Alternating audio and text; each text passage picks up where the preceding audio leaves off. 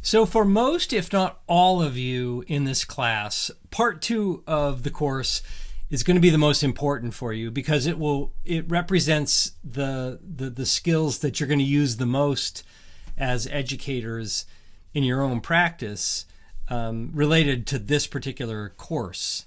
And part two addresses your abilities to apply good assessment design principles to the evaluation and the development of good assessment items for you that you'll do.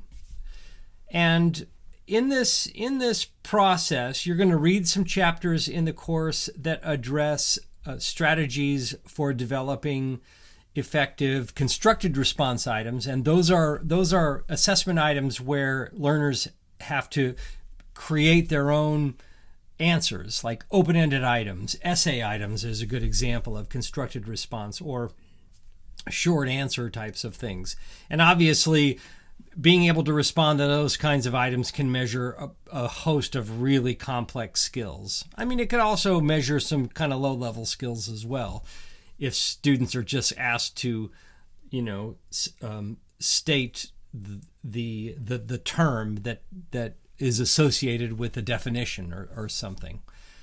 But so obviously constructed response items can measure some really important complex skills, but so can selected response items. And for me as an educator, those are some of the most important to be able to develop well. First of all, it's probably harder to develop a good selected response item that measures what you want it to measure than it is to develop constructed response items. But as an educator in today's world, being able to design and implement assessments that can be selected response means that I can get a computer to analyze answers and to provide immediate feedback for students. And I can also take advantage of computer-based technology if I want to help me implement items. And the reality is you can develop selected response items that measure complex skills. And so the readings and the notes sort of address that. So I just wanted to point out that for this particular part of the course, you are going to be investigating ways to evaluate and design effective assessment items that can be valid, reliable, and fair. And it can be that way because you follow the rules. And the rules, by the way, are presented in a development guide that I have provided. In addition to the course notes, I make lots of references back to this assessment development guide or evaluation development guide. So in addition to the two course chapters that you're going to read associated with constructed and selected response items, I have a guide that I provide to you that honestly is one of the most important sort of tools that I have used as a professional educator, over the last 20 years.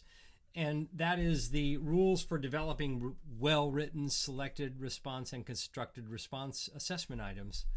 Again, those rules were developed not only from the Popham text, but also a number of other resources that I've sort of synthesized and evaluated myself over the years. So it's very, very useful. And you're going to use that guide to help you with the next two course projects. In addition to the skills that are going to be measured on exam number 2, you're also going to be doing two course projects that, again, are probably the most important ones for the class. The first course project that you're going to do that is going to be assigned now at this point in the class has you evaluating an existing assessment.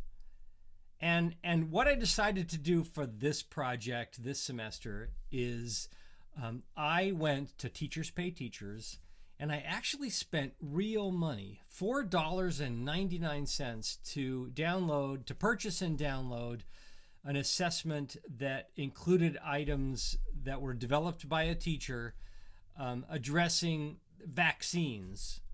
Now, I know that for many of you, if not most of you, vaccines are not a content area that you're going to be responsible for communicating or teaching anything about with your students, regardless of the grade level or subject area. But I thought it would be obviously a very relevant topic and kind of a general topic that you can apply your own common sense to as you examine these specific assessment items that were sort of modified somewhat from the original file that I downloaded, paid for and downloaded. I'm not sure if I mentioned this, but I paid $4.99, which, by the way, is one of the most expensive things you can really spend money on Teachers Pay Teachers. But I did it for a reason, and that is, I think Teachers Pay Teachers is a great resource for educators because it can save you a lot of time. And you can support other teachers in terms of using resources that they particularly found valuable. And maybe for just a few dollars, you could use in your own practice. The problem with Teachers Pay Teachers is that oftentimes teachers will develop resources that do not adhere to good design principles at all.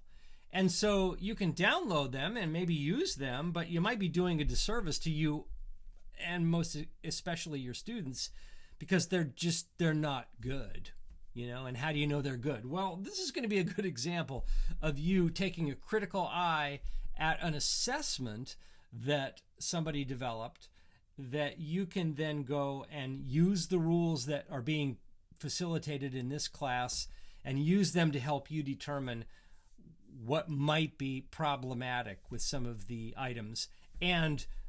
And therefore, if they're problematic based on the rules, then that means that they are likely not as valid or reliable as they should be to do a good job of measuring what you want to measure as an educator. So that's the first project for the class. And then the second one is simple. I'm going to provide you with some very specific learning outcomes that are going to be sort of generic because in the past, I have allowed my students to pick their own set of outcomes and then develop items to measure that. But because we're at a place in this course where I have so many students, and I want to be able to focus on the application of the skills in this class, I'm going to provide you with some specific outcomes. Again, they're going to be rather generic when it comes to content area and grade level. And I'm going to ask you to apply the rules to develop from scratch your own assessment items to measure the skills that I'm going to communicate to you. So that's the second project. And as I mentioned, in the past and under ideal circumstances, the best way to do a project like that is to have you identify outcomes in your own practice, develop items, implement them with your students, and then collect data and analyze it. Well, we don't have the time and we have too many students to be able to do that successfully. So I'm going to give you the outcomes, and I'm actually going to give you later in subsequent projects some data from the implementation of these items or of items that align with those outcomes, and you're going to analyze the data and draw some conclusions based on how you might analyze assessment data.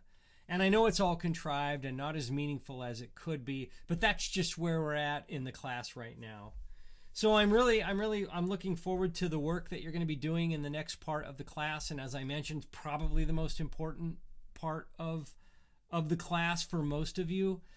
And so you've got a couple of really important chapters to read for Popham. And notice, by the way, that I have revised the learning outcomes for part 2 to reflect the skills in evaluating existing items rather than focus on you developing your own, because I think it's really important for you to be able to take existing items that might come from textbook publishers, from other teachers, and certainly from a resource like Teachers Pay Teachers or open educational resources, other online sources, and to be able to determine, based on good design, what might be valuable or not, what might be useful or not, what might be effective or not in terms of assessment design for your own practice.